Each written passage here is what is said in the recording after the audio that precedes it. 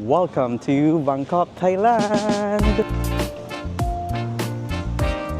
Ito na yung mga travel essentials na kailangan nyo.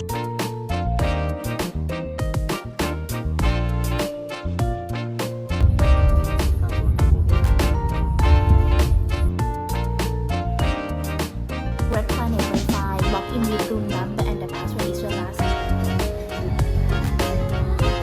Here's our room, 432. Welcome to Bangkok, Thailand! So, touchdown, Bangkok, Thailand. Dito tayo nagland sa may Dong Mueng International Airport. And ang travel time from Chiang Mai papunta dito sa Bangkok is 1 hour and 15 minutes. Sobrang bilis lang. Parang kung nakapunta ka na ng Boracay, parang ganun na ganun lang din yung travel time niya. So, tapos sobrang smooth ng naging biyahe natin. Anyways, kapag galing ka dyan sa Pilipinas, normally, ang ginagawa mo, syempre, pag dating mo sa airport, pag di ka pa bayad ng travel tax, magbayad ka muna. That is 1,620. Tapos, after mo sa travel tax, check-in na. And after mo sa check-in, immigration. Pero sa immigration, make sure na may e-travel ka na dyan sa Pilipinas para hindi ka ma-hassle. Tapos, ang usual na tinatanong kung saan ka pupunta, anong gagawin mo, anong work mo, yan yung usual. Basta i-ready nyo na lang yung mga itinerary, hotel bookings, just in case lang na, na hanapin. Yun lang naman yung normally na hinahanap. Tapos, i-share ko sa inyo ngayon yung experience ko naman dito na sa Bangkok, Thailand. Ang lawak ng airport ng Dong Mueng din pala, oh. Ayan, oh. Actually, hindi natin first time dito sa Bangkok. Second time na natin. Dito, domestic tayo lumapag. Ayan, oh, domestic arrival flight. So, hindi ko alam kung malapit ba dito yung sakayan papuntang city ng Bangkok. Pero ang lawak, ha. Ops, pero may mga bagong requirement para sa mga pupunta ng Thailand. So, ito yung tinatawag nilang TDAC or Thailand Digital Arrival Card. So, as of May 1, 2025, nire-require na po lahat ng mga foreign nationals na papasok sa Thailand, either sa Chiang Mai o sa may Bangkok or any part ng Thailand, na kailangan nang mag-fill out ng TDAC or yung Thailand Digital Arrival Card. So, 72 hours or 3 days before your flight is pwede mo na siyang i-fill out online. Ito yung website na pwede nyo i-fill up dyan. Ilalagay nyo yung inyong mga personal details, kung saan kayo nakastay, ganyan. So, kailangan nyo na itong i-fill out bago kayo pumunta ng Thailand para iwas na yung hassle. So, yan yung update na bagong requirement kapag pupunta kayo ng Thailand. Back to the video. Since domestic lang tayo kasi galing tayong Chiang Mai papuntang Bangkok, wala nang immigration, 'di ba? Pero normally, hindi ko kasi first time dito sa may Bangkok. So, nag-travel na ako dati from Manila to Bangkok. Normally, ganito dapat yung kapag ganon, international travel na yon, kailangan nyo talagang dumaan sa immigration. So, pagkalapag nung eroplano, immigration na yung pagdadaanan nyo. Pero based dun sa experience ko dati, passport tsaka boarding pass lang naman yung kailangan. Wala namang ibang tanong, tapos tatatakan na nila. And after nun is, kapag may check-in kayo, yun, claim na ng baggage. And after nun, ito na yung mga travel essentials na kailangan nyo. Siyempre, number 1, internet.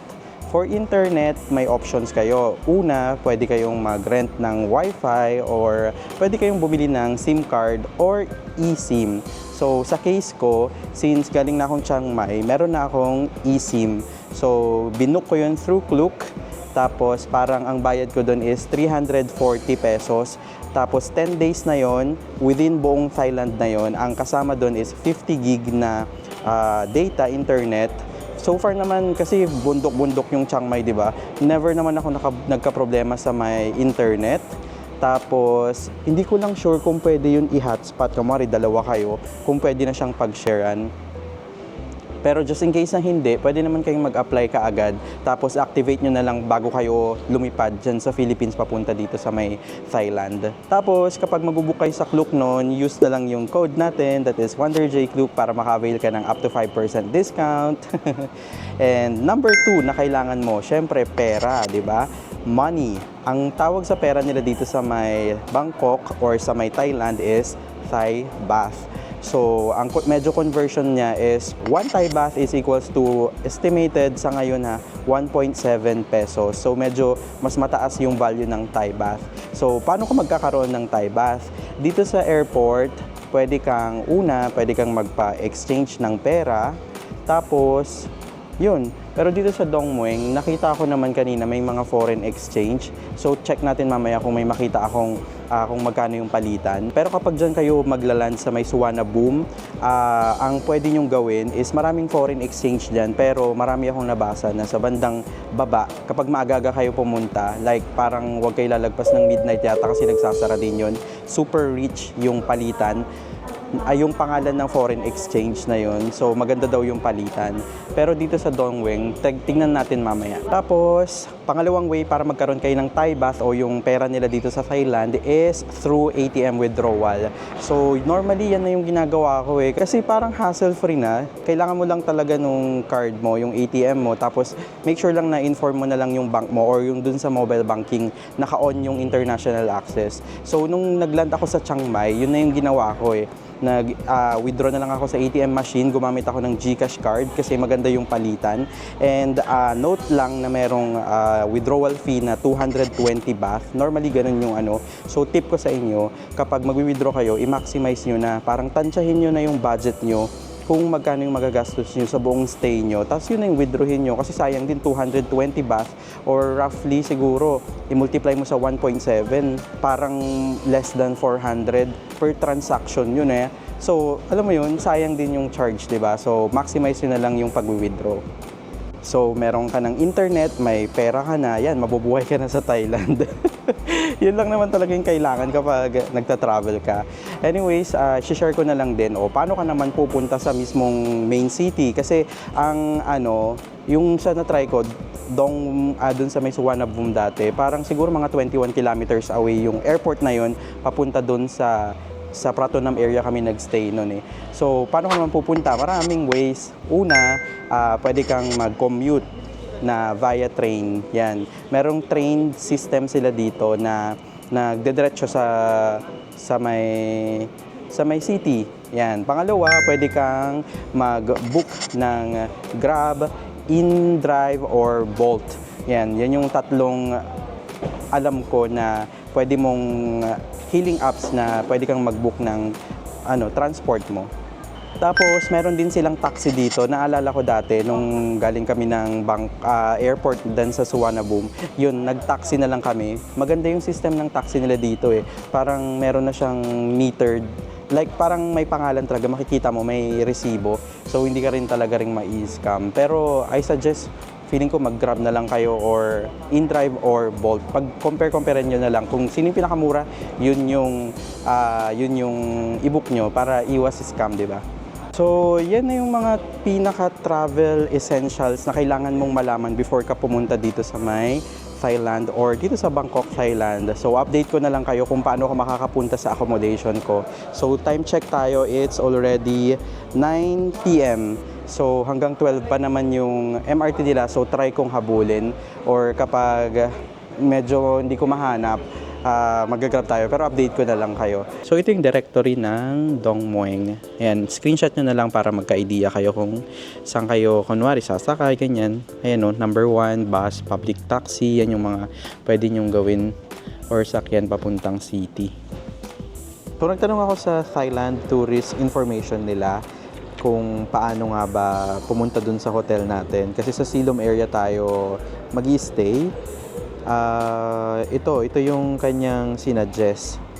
So, sobrang helpful nila kasi meron ng printed na parang map ng train system nila. Sa train system pala ng Bangkok, may marami ring lines. May red line, may blue line, may green line, ganyan. So, one of these days, yan, i-figure out natin kasi never pa akong nakasakay ng MRT or tsaka BTS. Yun yung tawag daw nila dito sa may, dito sa may Bangkok. Kasi nung nag-Bangkok ako, kasama ko sila mama tsaka sila papa. So, all the way talaga nag-Grab kami. Though yung Grab naman dito tsaka Bolt is mas budget friendly compared naman dyan sa Philippines. So, ang sinuggest niya is pwede daw akong mag-bus from from dito sa airport, tapos bababa ako sa Lumpini Park, tapos from there, mag-book na lang daw ako ng taxi or Grab papunta dun sa aking accommodation. So, until yung mga buses nila dito, until parang 11 p.m. Tapos, actually, merong hanggang 12. Tapos, ang presyo ng kanilang bus per person is 30 to 50 baht. Yun, nagre-range siya sa ganun. Pero yung kanilang mga train system until 12 midnight daw. So, consider nyo na lang din. Pero ako kasi, chinek ko siya sa maps. Chinek ko siya sa Google Maps. From here, kapag nag-commute ako ng bus or nag-commute din ako ng train, aabutin ako ng 1.5 hours. So, chinek ko na lang yung Grab or Bolt. Siguro magbubook na lang ako. Pero medyo malaki yung difference. Kapag sa Grab, maabot siya ng 368 baht. Pero kapag sa InDrive naman, ano lang, 258. Ano mo yung difference? Ang layo. Magkano difference nun? 361 minus 258. May 103 baht na difference. That is 175 pesos. Yun nga yung sabi ko sa inyo. Compare nyo yung mga hailing apps dito ng transport para mas makatipid kayo. Kasi sayang din, di ba? Pangkain nyo na lang yung masisave nyo. So, mas maganda yun kapag may kasama kayo. Kasi nga, divided by 2. Pero usually good for 4 naman yung mga Grab na yun. So, mas okay. And also, another option pala, para makapunta kayo sa city ng Bangkok, meron sa Klook. Book nyo na lang din yung airport transfer. Lalo na pag marami kayong dala, ganyan, or family kayo, mas okay na mag-book kayo ng airport transfer from sa airport papunta sa inyong accommodation. Kasi may mga naghihintay na dyan. Bali, pag binook nyo siya sa Klook, meron ng magko-confirm. Tapos pagdating nyo dito, meron ng mga agent nila from Klook na mag-a-assist sa inyo. So, pwede rin yun. Pwede pa kayong maka-discount kasi pag ginamit nyo yung code ko, code ko na naman. So, kapag ginamit nyo yung code na WonderJClook, makaka-avail ka pa ng discount, diba? Sayang din yun.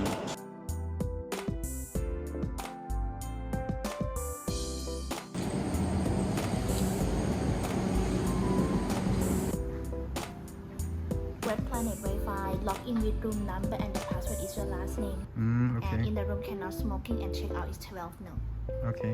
Here's our room, 432. So, we're staying at Red Planet, Surawong, dito sa may Sidom area. Wow!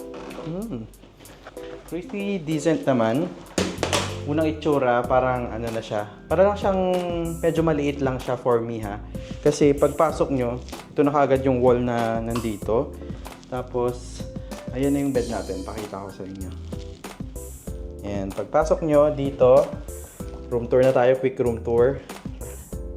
Merong salamin dito.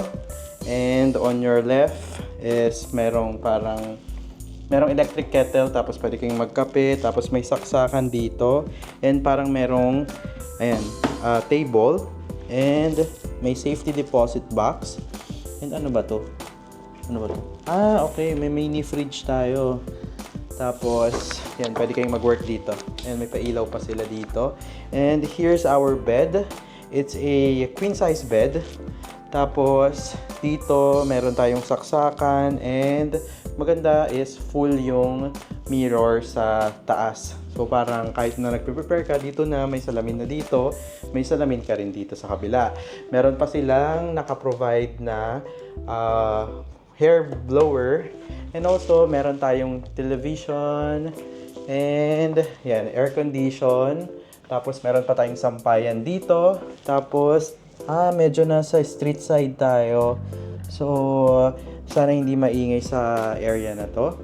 Tapos, punta naman tayo sa area ng toilet. So, here's their toilet. Hello! Meron ditong provided na hand wash, mirror. Tapos, meron ditong sink. And ito yung WC. Meron naman tayong bidet. Tapos, may sampayan dito. And here's their shower area. I think hot and cold naman to. Ayan, may provided naman ng, ano ba to? I think shower gel. So, ayan, first impression ko, sobrang linis naman. Malinis naman. 'di ba, meron namang Red Planet sa Philippines. So, first time ko actually makastay sa Red Planet. Tapos parang as per first inspection, malinis naman yung ating room. Or tignan natin sa mga susunod na araw, i-update ko kayo kung okay ba ditong magstay sa may Red Planet. Dito yan sa may Surawong, Silom area ng Bangkok, Thailand. So this is it mga Wonder. Mag-wash up lang tayo and magpapahinga na dahil marami pa tayong adventure na gagawin dito sa may Bangkok, Thailand. So abangan nyo na lang yan mga ka-Wonder. Gagawa tayo ng another Bangkok, Thailand series. So abangan nyo na lang. So kapag hindi ka pa nakapag-subscribe sa ating channel, make sure to hit that subscribe button. And also like mo na rin tong video na to para ma-recommend pa tayo ni YouTube. And also meron din pala tayong Facebook and Instagram pages. Just follow me na lang doon for daily updates. So this is Wonder J saying bye-bye mga ka-Wonder and ingat sa mga travels ninyo. First agenda natin is kakain tayo. So, from dun sa station.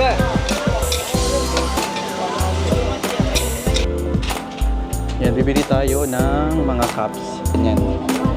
Yan siya. 150 baht. May mga aprons din sila. So, di ba? Unique. Unique yan. Itong mga to,